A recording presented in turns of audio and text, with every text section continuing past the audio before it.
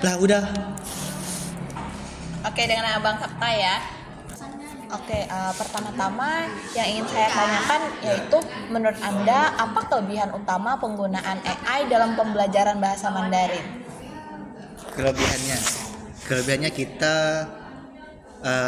bisa cari tahu tentang kosakata yang nggak bisa kita tahu, terus belajar grammar atau sih tata bahasa. Udah. Oke. Yang kedua, apakah Anda merasa kemampuan berpikir kritis Anda meningkat atau malah menurun sejak menggunakan AI dalam pembelajaran bahasa Mandarin? Mungkin bisa diceritakan contoh spesifiknya itu seperti apa? Menurut saya tergantung orangnya ya, tapi kalau saya kayaknya menurun gitu. Menurun. Ya. Oke. Diceritakan bagaimana contohnya? Contohnya ya. Ya.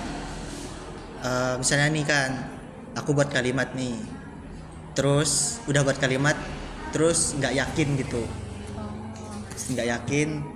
Nah, aku pakailah AI. Nah, setelah aku cek AI, ternyata kalimat yang aku bikin nih salah gitu. Jadi kayak AI ini buat ketergantungan. Oke. Jadi membuat ketergantungan. Oke, kita lanjut. Menurut Anda, apakah AI itu membantu atau menghambat proses berpikir mandiri saat belajar?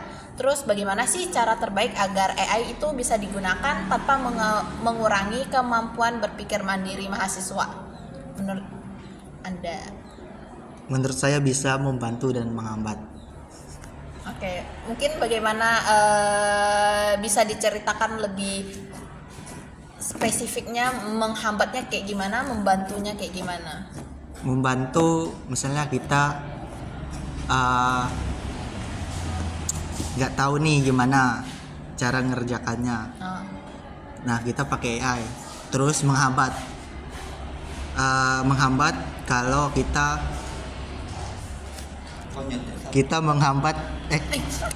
menghambat kalau kita terus menerus memakainya gitu. Menghambatnya itu mungkin dari bagaimana, kayak mengurangi kemampuan berpikir kah atau apa gitu? Iya, kemampuan berpikir. Terus dilihat dari jawaban saudara, bagaimana sih cara terbaik agar AI bisa digunakan tanpa mengurangi kemampuan berpikir mandiri mahasiswa yang seperti yang Anda katakan? Mungkin kalau kita benar-benar nggak tahu ya, benar-benar kosong gitu, boleh baru pakai AI. Okay. Kalau benar-benar nggak ada solusi gitu. Oke, kita lanjut. Apa kelemahan atau resiko terbesar yang saudara rasakan ketika menggunakan AI dalam pembelajaran bahasa Mandarin? Kelemahannya menurut saya itu ada dua. Ya. Ketergantungan AI, terus membuat rasa malas. Iya. Udah? Oke, kita lanjut. Pertanyaan terakhir, apa harapan ataupun saran Anda agar penggunaan AI ke depannya itu bisa mendukung pembelajaran bahasa Mandarin itu agar menjadi lebih efektif gitu? Saran ya? Iya, saran atau harapan. Mungkin kayak harapannya penggunaan AI itu bisa gimana, dan sarannya tuh AI, kita sebagai mahasiswa menggunakan AI itu bagaimana gitu. Harapan saya sih untuk kita sebagai pengguna AI bisa memanajemen gitu, kapan harus pakai AI dan kapan harus pakai AI. Oke. Gitu aja? Ya. Oke, baik, terima kasih. Oke, ini Kak Cinta ya. Menurut Anda, nomor 1. Menurut Anda, apa kelebihan utama penggunaan generative AI dalam pembelajaran bahasa Mandarin? Kelebihannya ya, misalkan kita nih kayak mau cari satu materi nih, terus materinya tuh cuman kayak sepenggal-penggal. Terus karena kita pakai AI, jadi itu kan bahasannya luas ya. Itu juga kalau misalkan kita search sesuatu, itu pasti kan keluar semua tuh kayak dari A sampai Z. Jadi itu kita dapat pengetahuan yang lebih lagi dari AI. Itu kelebihannya. Salah satu kelebihannya tuh memudahkan kita untuk mencari sesuatu yang pastinya. Nomor 2, apakah Anda merasa kemampuan berpikir kritis Anda meningkat atau malah menurun sejak menggunakan AI dalam belajar bahasa Mandarin? Bisa diceritakan contohnya? Kalau berpikir kritis, sebenarnya nggak terlalu kepikiran juga sih. Palingan kalau misalkan kita udah mentok-mentok tak tahu, baru kita cari AI gitu.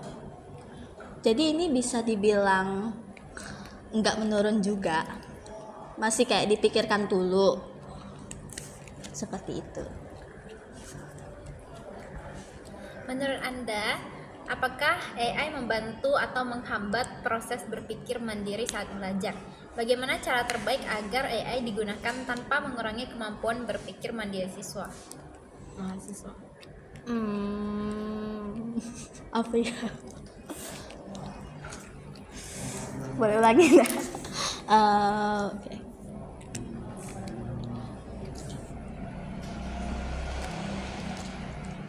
Kalau misalkan dari aku ya, dari pendapat aku sih, kalau aku pribadi ya nggak menghambat juga. Tapi kan kalau misalkan kita nih lagi capek misalkan, terus tuh kayak tak mau pikir dah. Habis itu kita tinggal cari aja. Jadi kita tuh nggak pikir lagi, kayak mau terima jadi gitu. Cuman kalau misalkan ya kau orangnya harus kayak kamu pikir dulu, baru kamu cari. Nah itu menurut aku ya sama aja sih, nggak yang menghambat banget. Gimana caranya supaya digunakannya tanpa mengurangi kemampuan berpikir? Ini masih nomor 3.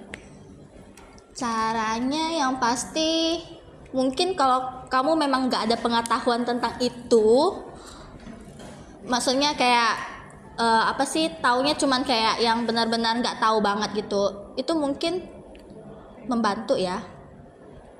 Cara membantu ya kak, kalau mau cari apa gitu. Kalau misalkan kamu benar-benar nggak tahu nih, nah itu juga membantu juga nggak sih buat cari.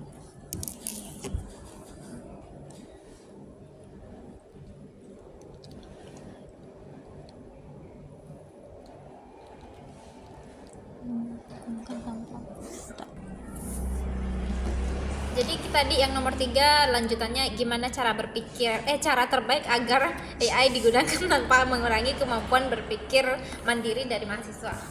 Ya caranya sebisa mungkin dipikirkan dulu. Ya, kalau misalkan mentok-mentok udah tak bisa pikir, nah kita pakai AI gitu. Oke. Nomor 5. Apa harapan maupun saran Anda agar penggunaan AI kedepannya dapat mendukung pembelajaran bahasa? Nomor 4. Apa kelemahan atau resiko terbesar yang Anda rasakan ketika menggunakan AI dalam pembelajaran bahasa Mandarin? Kelemahannya itu kadang-kadang tuh AI tuh gimana ya? Kayak kita tuh lebih mengandalkan AI gitu kan, daripada kita berpikir lebih dulu. Mungkin itu salah satu kelemahannya kali ya. Nah, itu aja. Nomor 5. Apa harapan maupun saran Anda agar penggunaan AI ke depannya dapat mendukung pembelajaran bahasa Mandarin lebih efektif? Agar bisa lebih efektif. Mungkin lebih gimana ya? Stop dulu boleh tak? Jadi harapannya kedepannya belajar bahasa Mandarin tuh nggak hanya fokus sama kecanggihan teknologi, tapi benar-benar berorientasi pada kebutuhan dan perkembangan manusia sebagai pembelajar, sehingga AI ini bisa bantu seseorang untuk belajar lebih efisien, mandiri, dan menyenangkan. Tapi juga harus memperhatikan aspek belajar juga karena pada dasarnya tuh bahasa bukan hanya alat komunikasi, tapi juga jembatan untuk kita memahami cara berpikir dan cara hidup orang lain.